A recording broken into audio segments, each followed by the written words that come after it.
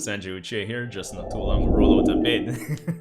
Well, welcome to the channel, and of course, welcome to you if you're watching here for the first time. Of course, today we'll be tackling Boruto episode 193. But before getting into it, I must congratulate and just, applaud the anime again for the wonderful job they did on last week's episode 192. I really enjoyed the expansion on Kawaki's backstory last week. It was, even though we always make the argument that the anime has to actually expand on these pockets of time that the manga kind of brushes over. Like last week, honestly, I had no complaints in terms of the expansion. It was really good.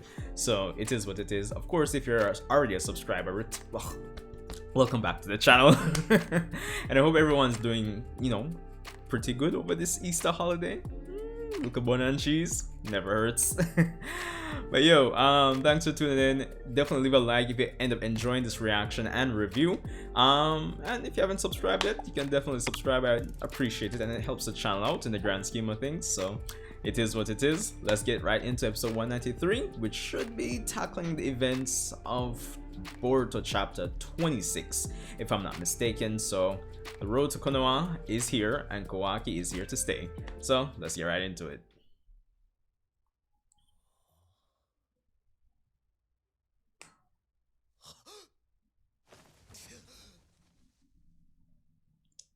Here we go.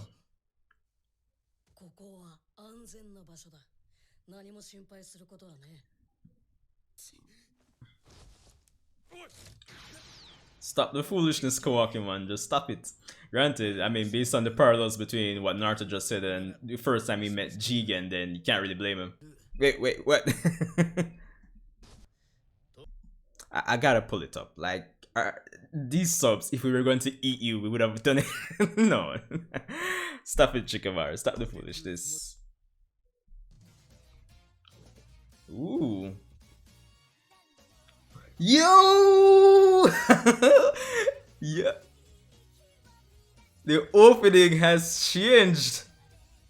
Version 2. I didn't have to. I would have to react to the opening again. Granted, I don't expect a lot of change until the end. Oh, nice. That's a new one. I mean, I can't blame them. I did say, even though I love this opening from the start, I did feel like it needed a bit more action in it. Yo. What's with the filter they're using? Alright, that's much better. Much better. Alright, I'm not gonna lie, that was a much better version of the opening. Like, I didn't expect to be reacting to the opening again.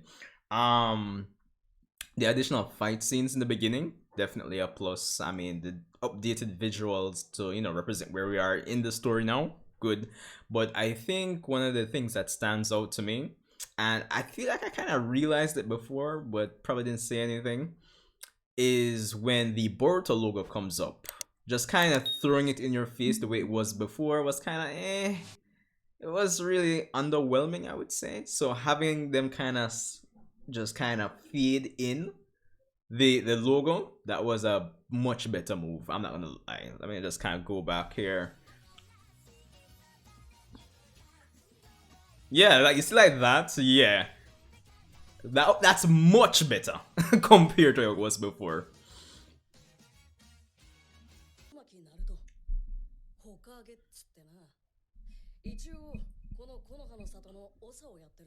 Wow, if only Kawaki gave a shit.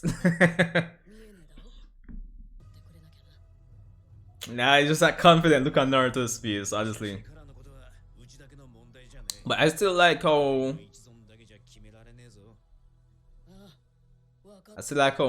logical Shikamaru's being with this. We call for a 5 Kage summon because that's what we do in the Boruto era, dog.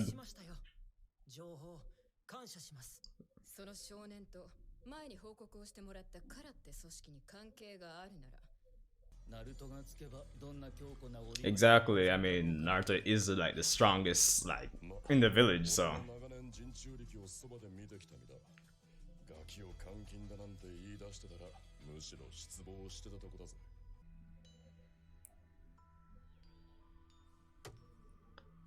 Wait, hold on. Sorry, I have to go back. What brand is on that on that juice? Well, that's orange juice. Naruto. No, I know. Yo, if anything, nobody can tell me that Naruto doesn't have money as the as the Hokage. Narutonic water. No, I just find this really funny. Naruto get royalties for this, right? Like, it must. Narutonic water. Yo, you see, there it is. Manga readers. You know, I always said Ishiki wine as a joke, but I mean, if you have Narutonic water, then shit. Like, they can bust out the Ishiki wine. They can brand it. The Ishiki red wine. But then, let's move on. I'm sorry for my foolishness, honestly. You just have to bear with me.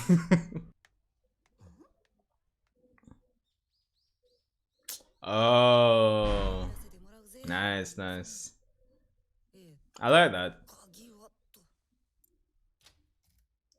I really like this because it gives more weight to the anime only elements. It kind of know like how in the expanded section, the Mujina Bandits arc, where they I even forgot his name at this point, where the accountant died, and like they kind of acknowledge it after at the end of the Mujina Bandits arc, and then just move on from it. But you know, at least here we get more respect placed on Mujina's name in retrospect, because it kind of acknowledges the efforts the anime did to develop him in comparison to the manga. So this is a nice touch.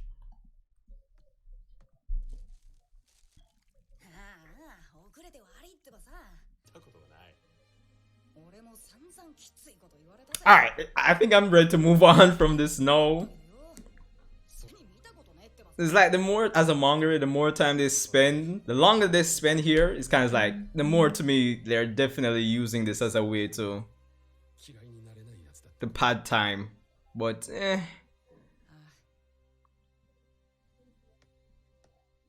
But it still has its place here. Once the cuttings.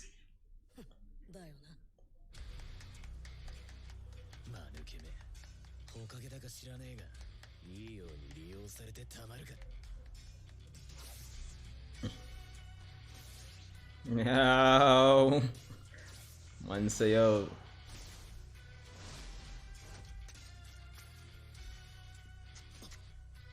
Too bad, nigga. I'm like the fastest shinobi alive.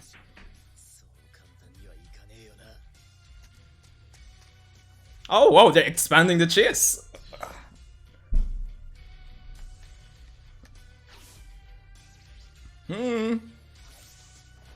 Spider Kawaki.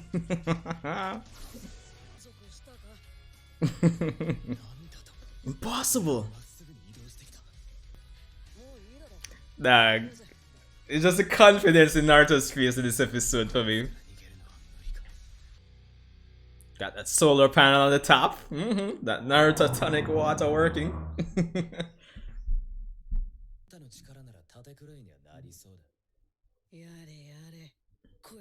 Can't really blame him for being cynical, no, honestly.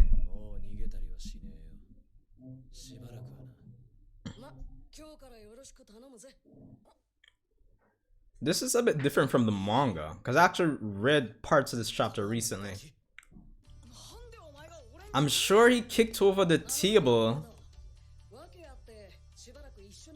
and broke Himawari's vase before Boruto got there. So I guess they're changing things? Yo! What you just said to me?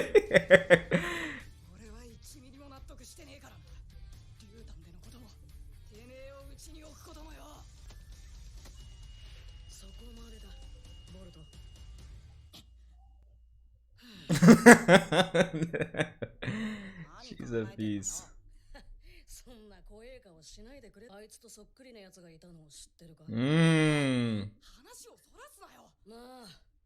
Let me talk no jutsu, you son.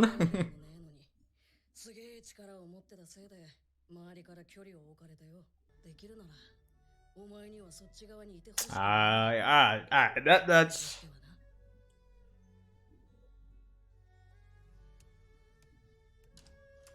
like you can see where both sides are coming from, honestly.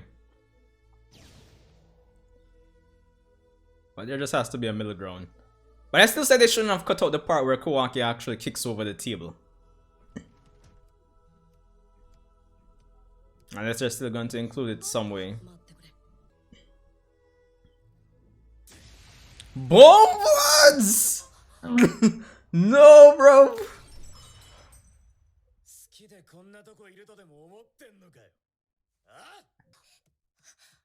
Okay, at least they still put it there.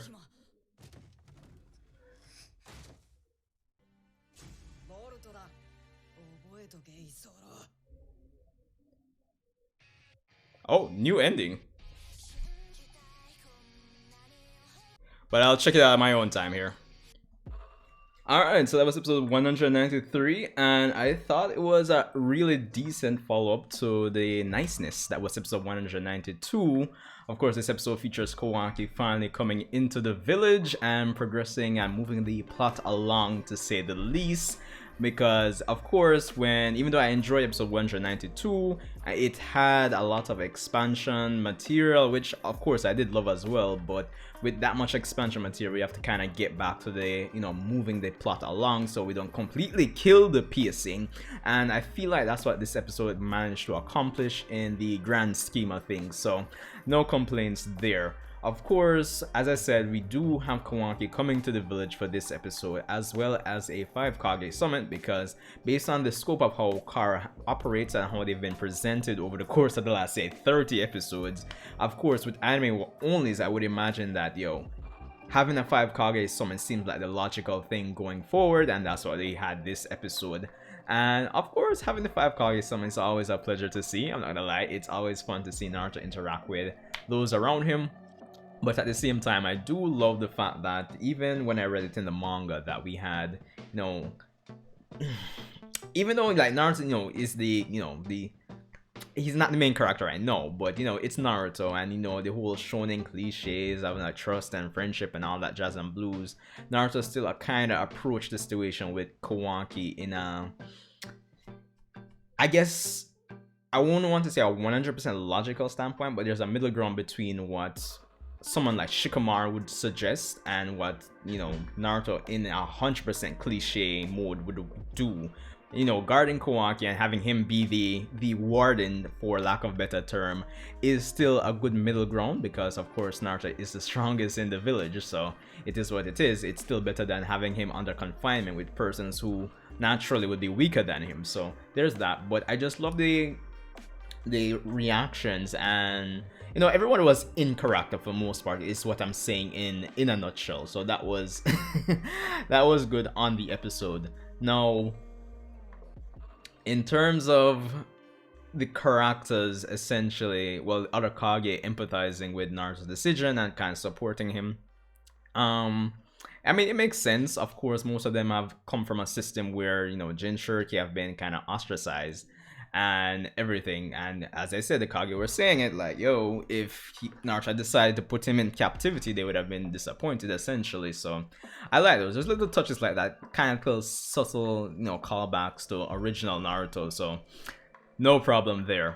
I did love the section where we had, Kawaki running away from Naruto. That was an expanded section. If you compare it to chapter 26, after Naruto caught up to Kawaki the first time, that's where the chase originally ended in the manga. So it was nice to see them actually expand on it. I love the confidence on Naruto's face here in this episode. I don't know, it's just refreshing. It's like, I guess it's just a reminder that Naruto's kind of come a long way and has become Hokage, and he's kind of settled in his role. Like I'm hot shit, dog. I am the shit. You see me? I kind of got that vibes from him. So yeah, that was good as well.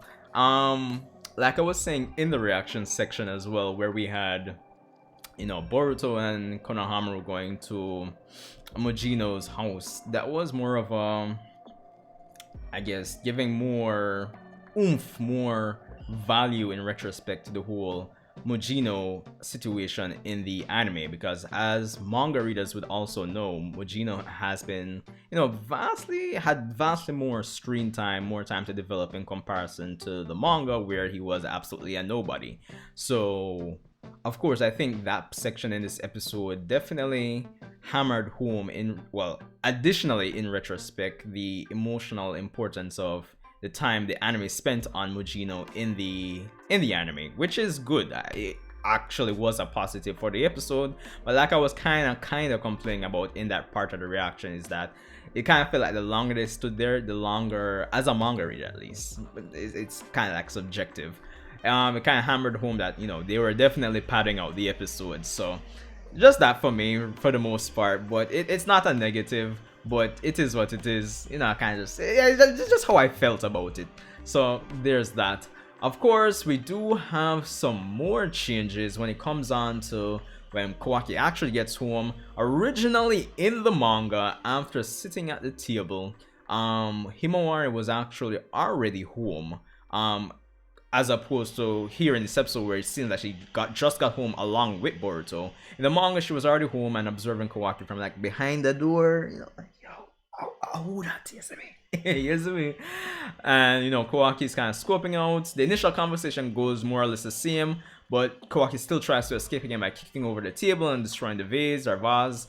And Naruto would have gone his, six parts, tail beast, sage mode, and then Kawaki would have made a statement, commenting and comparing Naruto's power to Jigen's, but we didn't get that. So there's that. So I don't know if it's a case where Kishi is saying, yo, change this and this, or if the anime studio, the writing team met with Kishi and say, yo, probably can change this around for like greater effect later on. I don't know if that's the case, but I feel like in terms of like, I wouldn't say shock, but maybe shock is a word, but in terms of like being surprised, in terms of the placement when Kawaki actually breaks the vase or the vase in this episode, I don't know if to say if it works better. Does it? Yeah, I mean, breaking it in front of Boruto versus before Boruto even gets there, maybe it does work better with this episode. So I'm kind of interested to see what other changes they'll actually make, and when they'll actually add back that scene of Naruto transforming in front of Kawaki, unless they're just gonna wait until Naruto's upcoming fight for Kawaki to actually make that statement about Naruto's power. That's the only way I can maybe that's the only thing I can say. That all of that aside, I did really love the section of the conversation Boruto was having with Naruto, and Naruto making the parallels to himself and everything, and just how he say he doesn't want Boruto to become a person like the villagers who kind of stood like handled him with fear. So he doesn't want that. So I think it kind of helps to portray, or at least showcase, that Naruto is really a caring father, and at least on a moral development, morally good development level path, he cares about Boruto's development in that way. So I think it kind of did something for Naruto's character in this episode, is essentially what I'm saying, is me. So yeah, I definitely love that. I definitely that was a nice touch. So there's that. So all in all, I thought this was a great episode. I mean, progressing the plot, I mean, a little development, and little emphasis on the traits Naruto has as a father in this episode. I mean, just in retrospect, making Majino, the whole efforts the anime put into him, making them shine through. Of course, with Kawaki, naturally, this episode kind of helps make last episode shine even more, because of course, in terms of Kawaki being unreasonable, you can't really blame him. But I think the greatest thing coming out of this episode is that Naruto has his own water. Maybe that has been shown in the anime before, maybe I missed it, but yo, I don't think it's ever been that pronounced, because I think I would have remembered that. Yes, I mean, so we just need the Ishiki wine right now, and that's it. That's all I'm asking for, the Ishiki branded wine. But yo, respect for tuning in. Hope you guys are having an awesome Sunday. If you made it this far, respect again. Leave a like. I would appreciate it. It definitely helps me out, even if you don't want to subscribe. But it is what it is. Respect for tuning in. Make sure you guys are having an awesome Easter. Bun and cheese. Easter bunny. What more so bun and cheese? But anyway, I'll see you in the next Boruto video, guys.